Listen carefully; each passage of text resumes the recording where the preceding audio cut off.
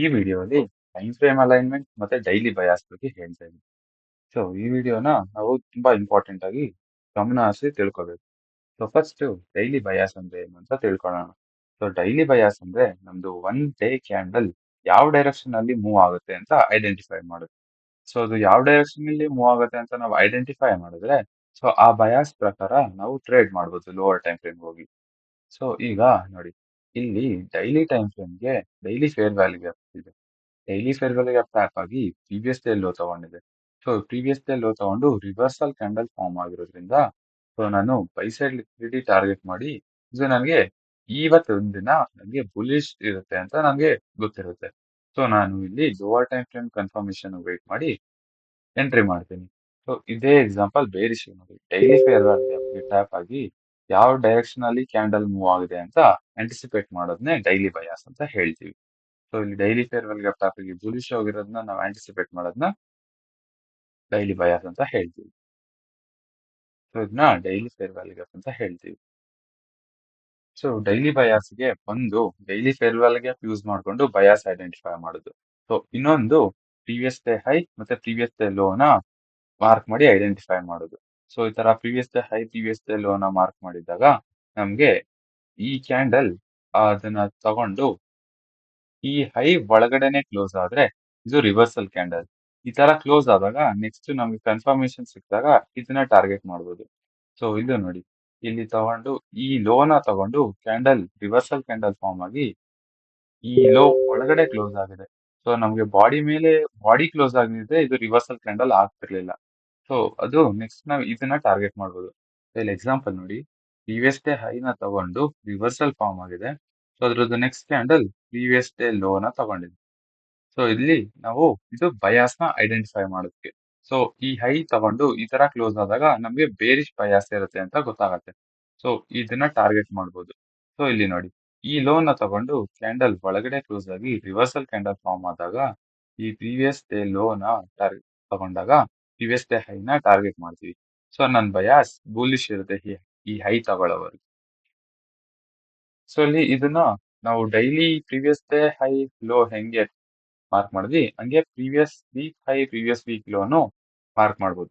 So ಇಲ್ಲಿ ನೋಡಿ, previous week high ಮತ್ತೆ ಪ್ರೀವಿಯಸ್ ವೀಕ್ ಲೋ ಮಾರ್ಕ್ ಮಾಡಿದೀವಿ. ಸೊ ಪ್ರೀವಿಯಸ್ ವೀಕ್ ಹೈನ ಪ್ರೀವಿಯಸ್ ವೀಕ್ ಲೋನ ತಗೊಂಡಿದೆ. ಸೊ ಲೋ ತಗೊಂಡು ನಮ್ಗೆ ಇಲ್ಲಿ candle within this low close ಆಗಿದೆ.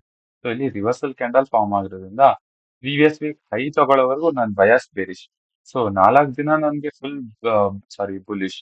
4 ದಿನ ನಾನು ಫುಲ್ ಬುಲಿಶ್ ಅಲ್ಲೇ ಇರ್ತೀನಿ ಅಂತ ಆಂಟಿಸಿಪೇಟ್ ಮಾಡ್ಬೋದು. ಸೊ ಇಲ್ಲಿ ನೋಡಿ, ಈ ಲೋ ತಗೊಂಡು ಬಾಡಿ ಕ್ಲೋಸ್ ಆಗಿದೆ. ಸೊ ಆದ್ರೆ ನಮ್ ಬಯಾಸ್ ಚೇಂಜ್ ಆಗ್ಲಿಲ್ಲ. ಸೊ ಬೇರಿಶ್ ಅಲ್ಲಿ ಇದ್ವಿ, ಬೇರಿಶ್ ಅಲ್ಲೇ ಇದೆ. ಸೊ ಈ ತರ ರಿವರ್ಸಲ್ ಕ್ಯಾಂಡಲ್ ಆದಾಗ ಮಾತ್ರ ನಾವು ಹೈನ ಟಾರ್ಗೆಟ್ ಮಾಡಕ್ ಆಗೋದು. ಸೊ ಟಾಪ್ ಡೌನ್ ಅನಾಲಿಸಿಸ್ ಅಂದ್ರೆ ಏನು ಗೊತ್ತಾ?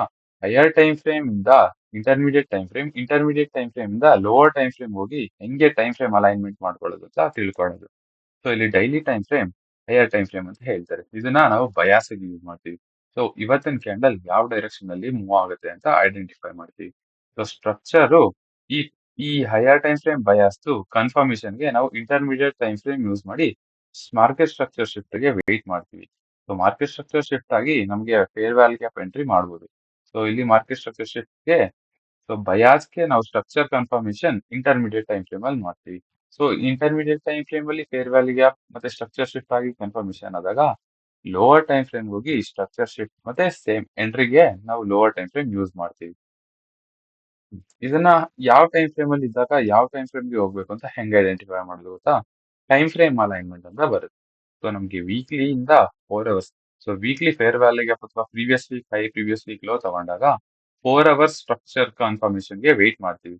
ಸೊ ಡೈಲಿಲಿ ಫೇರ್ ವ್ಯಾಲ್ಯೂ ಗ್ಯಾಪ್ ತಗೊಂಡು ಇಲ್ಲ ಹೈ ಲೋ ತಗೊಂಡಾಗ 1 ಅವರ್ ಸ್ಟ್ರಕ್ಚರ್ ಗೆ ವೇಟ್ ಮಾಡ್ತೀವಿ.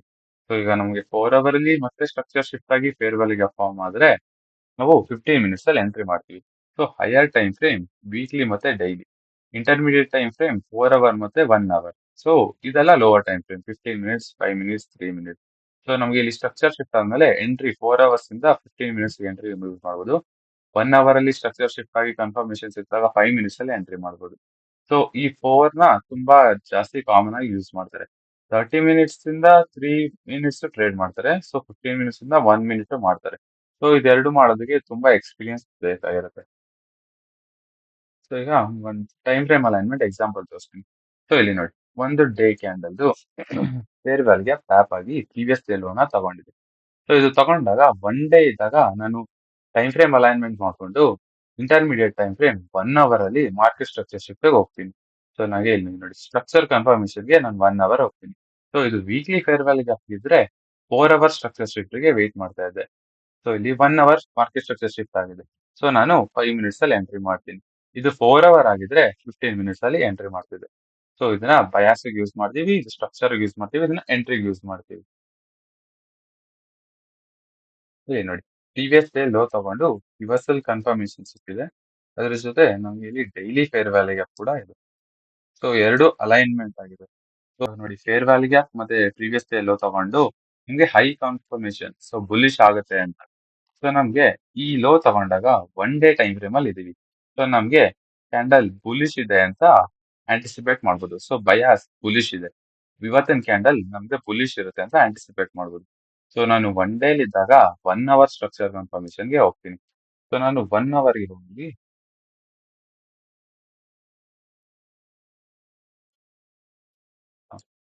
ಈ 1 ಅವರ್ ಕನ್ಫರ್ಮೇಶನ್ ನೋಡಿ, ಇಲ್ಲಿ ಮಾರ್ಕೆಟ್ ಸ್ಟ್ರಕ್ಚರ್ ಶಿಫ್ಟ್ ಆಗಿದೆ. ಇಲ್ಲಿ ಮಾರ್ಕೆಟ್ ಸ್ಟ್ರಕ್ಚರ್ ಶಿಫ್ಟ್ ಆಗಿದೆ. ಮಾರ್ಕೆಟ್ ಸ್ಟ್ರಕ್ಚರ್ ಶಿಫ್ಟ್ ಆದ್ಮೇಲೆ ಇಲ್ಲಿ ನಮ್ಗೆ ಫೇರ್ ವ್ಯಾಲ್ಯೂ ಗ್ಯಾಪ್ ಕೂಡ ಫಾರ್ಮ್ ಆಗಿದೆ. ಸೊ ನಾನು ಮತ್ತೆ ಟೈಮ್ ಫ್ರೇಮ್ ಅಲೈನ್ಮೆಂಟ್ ಯೂಸ್ ಮಾಡಿದ್ರೆ 1 ಅವರ್ ಇಂದ ನಾನು ಯಾವ ಟೈಮ್ ಫ್ರೇಮ್ ಹೋಗ್ತೀನಿ ಎಂಟ್ರಿ ಮಾಡೋದಕ್ಕೆ, ಲೋವರ್ ಟೈಮ್ ಫ್ರೇಮ್ ಅಲ್ಲಿ 5 ಮಿನಿಟ್ಸ್ ಹೋಗ್ತೀನಿ. ಸೊ ನಮ್ಗೆ ಇಲ್ಲಿ 5 ಮಿನಿಟ್ಸ್ ಅಲ್ಲೂ ಕೂಡ ಸೇಮ್ ಮಾರ್ಕೆಟ್ ಸ್ಟ್ರಕ್ಚರ್ ಶಿಫ್ಟ್ ಆಗಿ ವೇಟ್ ಮಾಡಿ ನಮ್ಗೆ ಇಲ್ಲಿ ಎಂಟ್ರಿ ಎಲ್ಲಿ ಸಿಗುತ್ತೆ ಅಲ್ಲಿ ಎಂಟ್ರಿ ಮಾಡ್ಬೋದು. ಸೊ ಇಲ್ಲಿ ಆರ್ಡರ್ ಬ್ಲಾಕ್ ಇರುತ್ತೆ. ಸೊ ಇಲ್ಲಿ ಫೇರ್ ವ್ಯಾಲ್ಯೂ ಗ್ಯಾಪ್ ಇದೆ. ಸೊ ಆರ್ಡರ್ ಬ್ಲಾಕ್ ನ ಈಗಲೇ ಯಾರು ಯೂಸ್ ಮಾಡಬೇಡಿ. ಸೊ ಇಲ್ಲಿ ಫೇರ್ ವ್ಯಾಲ್ಯೂ ಗ್ಯಾಪ್ ಇದೆ. ಸೊ ಇಲ್ಲಿ ಎಂಟ್ರಿ ಮಾಡಿ ಸ್ಟಾಪ್ ಲಾಸ್ ನಮ್ಗೆ ಫೇರ್ ವ್ಯಾಲ್ಯೂ ಗ್ಯಾಪ್ ಕೆಳಗೆ. ಸೊ 1:2 ಆದ್ರೂ ಟಾರ್ಗೆಟ್ ಮಾಡ್ಬೋದು, ಇಲ್ಲ ಪ್ರೀವಿಯಸ್ ಡೇ ಹೈ ಆದ್ರೂ ಟಾರ್ಗೆಟ್ ಮಾಡ್ಬೋದು. ಯಾಕಂದ್ರೆ ಲೋ ತಗೊಂಡು ನಮ್ಗೆ ಕನ್ಫರ್ಮೇಶನ್ ಸ್ಟ್ರಕ್ಚರ್ ಶಿಫ್ಟ್ ಎಲ್ಲ ಆಗಿದೆ. ಸೊ ನಾ ಎಂಟ್ರಿ ಲೋವರ್ ಟೈಮ್ ಫ್ರೇಮ್ ಅಲ್ಲಿ ಮಾಡಿದಾಗ ನಮ್ದು ಕ್ಯಾಂಡಲ್ ಬೇಗ ಮೂವ್ ಆಗಿ ಟಾರ್ಗೆಟ್ ತಗೊಳುತ್ತೆ. ಸೊ ನಾನು ಇನ್ನೂ ಒಂದು ಎಕ್ಸಾಂಪಲ್ ತೋರಿಸಿದ್ರೆ,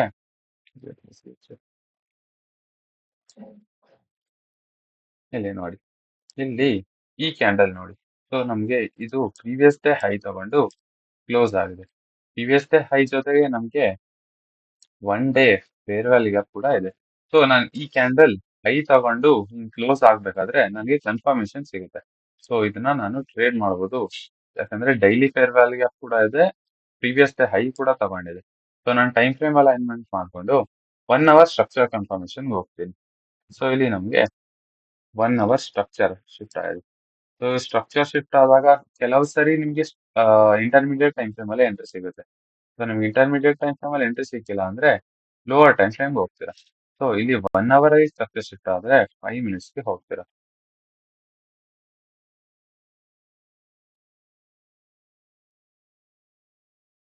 5 ಮಿನಿಟ್ಸ್ ಅಲ್ಲಿ ಇಲ್ಲಿ ತುಂಬಾ ಮತ್ತೆ ಸ್ಟ್ರಕ್ಚರ್ ಶಿಫ್ಟ್ ಕಾಯ್ತೀರಾ. ಸೊ ಇದು ನೋಡಿ, ಇಲ್ಲಿ ಮಾರ್ಕೆಟ್ ಸ್ಟ್ರಕ್ಚರ್ ಶಿಫ್ಟ್ ಆಗಿದೆ. ಸೊ ಇಲ್ಲಿ ಮತ್ತೆ ಮಾರ್ಕೆಟ್ ಸ್ಟ್ರಕ್ಚರ್ ಶಿಫ್ಟ್ ಆಗಿದೆ. So ಇದನ್ನ ಯೂಸ್ ಮಾಡಿ ಈ ಫೇರ್ ವ್ಯಾಲ್ಯೂ ಗ್ಯಾಪ್ಗೆ ಎಂಟ್ರಿ ಕೂಡ ಮಾಡ್ಬೋದು. ಸೊ ಇದು ಅಷ್ಟು ಹೈ ಪ್ರಾಬಬಿಲಿಟಿ ಅಲ್ಲ. ಸೊ ಇಂಟರ್ಮೀಡಿಯೇಟ್ ಟೈಮ್ ಫ್ರೇಮ್ ಅಲ್ಲಿ ನಿಮ್ಗೆ ಫೇರ್ ವ್ಯಾಲ್ಯೂ ಗ್ಯಾಪ್ ಅಥವಾ ಏನಾದ್ರೂ ಎಂಟ್ರಿ ಸಿಗೋವರೆಗೂ ಸೊ ನೀವು ವೆಯ್ಟ್ ಮಾಡ್ತೀರಾ. ಎಲ್ಲಾ ಟೈಮು ನಿಮ್ಗೆ ಎಂಟ್ರಿ ಸಿಗುತ್ತೆ ಅಂತ ಹೇಳೋದಕ್ ಆಗೋದಿಲ್ಲ. ಸೊ ಇದೇ ಎಕ್ಸಾಂಪಲ್ ನಾನು ಗೋಲ್ಡ್ ಅಲ್ಲಿ ತೋರಿಸ್ತೀನಿ.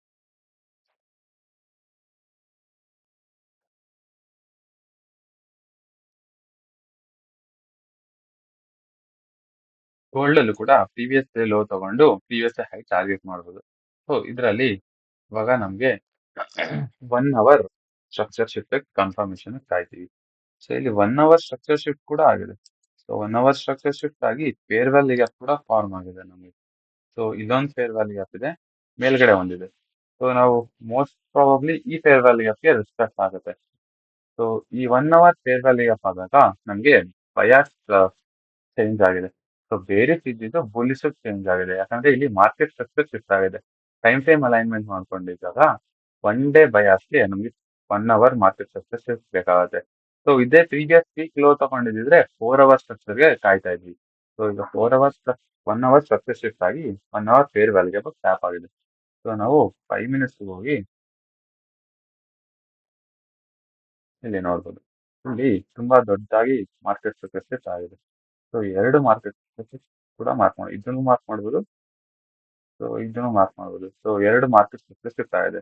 ಈ ಫೇರ್ ವ್ಯಾಲ್ಯೂ ಗ್ಯಾಪ್ಗೆ ನೀವು ಎಂಟ್ರಿ ಮಾಡಿ, ನಿಮ್ದು ಸ್ಟಾಪ್ ಲಾಸ್ ಈ ಫೇರ್ ವ್ಯಾಲ್ಯೂ ಗ್ಯಾಪ್ ಕೆಳಗಿಟ್ಟು, ನಮ್ದು ಟಾರ್ಗೆಟ್ ಪ್ರೀವಿಯಸ್ ಡೇ ಲೋ ತಗೊಂಡಿರೋದ್ರಿಂದ ಪ್ರೀವಿಯಸ್ ಡೇ ಹೈನ ಟಾರ್ಗೆಟ್ ಮಾಡ್ಬೋದು. ಸೊ ಪ್ರೀವಿಯಸ್ ಡೇ ಹೈ ಒಂದೇ ದಿನದಲ್ಲಿ ತಗೊಂಡಿದೆ.